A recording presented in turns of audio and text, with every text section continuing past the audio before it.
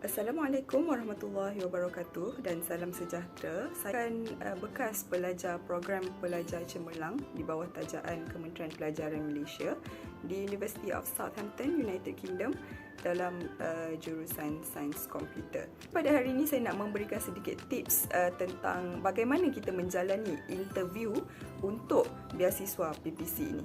Tips yang pertama iaitu bagaimana kita nak memperkenalkan diri. Okey, semasa interview. Jadi semasa interview, pertama sekali anda perlu ingat, anda perlu memberi salam dengan greetings yang sesuai. Jadinya perlu inklusif lah ya. Assalamualaikum dan salam sejahtera. Okey. Yang kedua, apabila kita memperkenalkan diri, kita perlu melihat interviewer. Jangan tengok kepada jangan tengok tempat lain. Contohnya tengok atas, tengok bawah, tengok kiri, tengok kanan. Itu menampakkan anda tidak confident.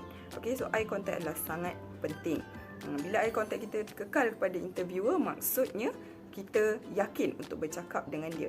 Okay, yang ketiga, apa kita perlu buat? Kita perlu memperkenalkan diri kita, okay, dengan confident, tetapi pastikan anda jangan terlalu menyebut semua yang telah anda tulis di dalam resume. Maksudnya, kita dah ada resume, kita dah beri kepada interviewer. Okey, kita jangan sebut semula apa yang ada dalam resume tersebut sebab itu dia boleh baca. So, kita boleh perkenalkan benda lain tentang diri kita. Okey, yang tak ada dalam resume. Maybe kamu elaborate sikitlah tentang diri kamu. Tetapi, pastikan jangan beritahu perkara remeh. Contohnya macam makanan kegemaran saya, hobi saya, tak perlu. Okey? Bagaimana pula apabila kita perlu menjawab soalan setelah kita memperkenalkan diri? Okey, jadi soalan ada beberapa jenis dan anda perlu bersedia untuk pelbagai jenis soalan yang dilontarkan oleh interviewer. Okey, jadi yang pertama sekali, apa contoh-contoh soalan? Kamu perlu bersedia tentang soalan-soalan berkaitan falsafah pendidikan negara, okey, dasar-dasar pendidikan negara, rancangan-rancangan pendidikan di Malaysia. Okey, memang kita tak pernah belajar, tetapi kamu sebagai orang yang apply beasiswa PPC dari KPM dan kamu akan menjadi pensyarah, at least kamu perlu tahu tentang pengetahuan ini, ya.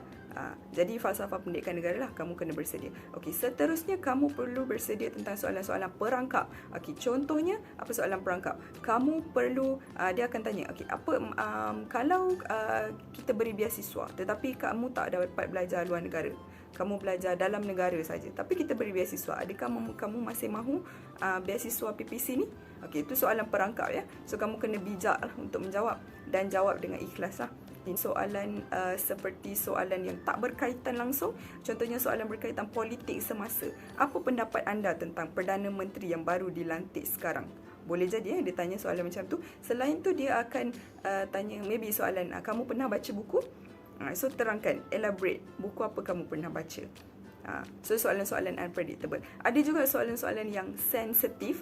Okay, contohnya apa kenangan paling manis anda dengan keluarga? Jadi kadang-kadang ada pelajar yang sensitif tentang bab keluarga ni ya.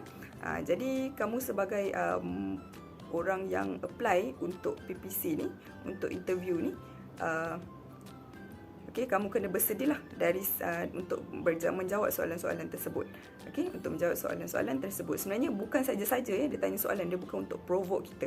Dia nak tengok cara macam mana kita jawab dan apa jawapan kita dan layak tak kita untuk menjadi seorang guru, seorang pendidik. Okay, soalan seterusnya mungkin berkisar tentang soalan-soalan melibatkan situasi. Jadi mungkin diberikan anda situasi. Okey, bayangkan jika anda dalam kelas, lepas tu ada dua pelajar bergaduh. Okey, apa tindakan anda? Okay.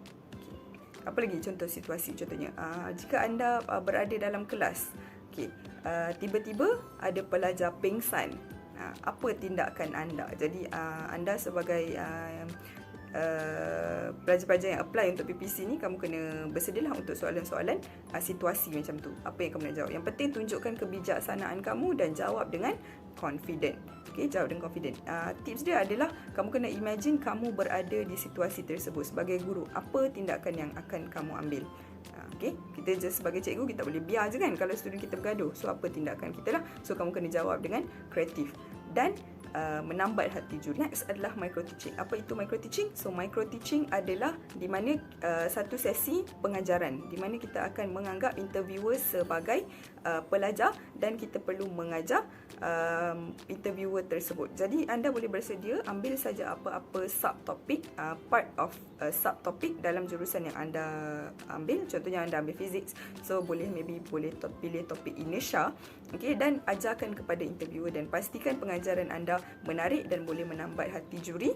Okey, dan pastikan semasa anda mengajar yang paling dia nak tengok sekali adalah confident. Okey. So untuk jadi guru kamu kena confident lah bila kamu ajar. Lepas tu kamu kena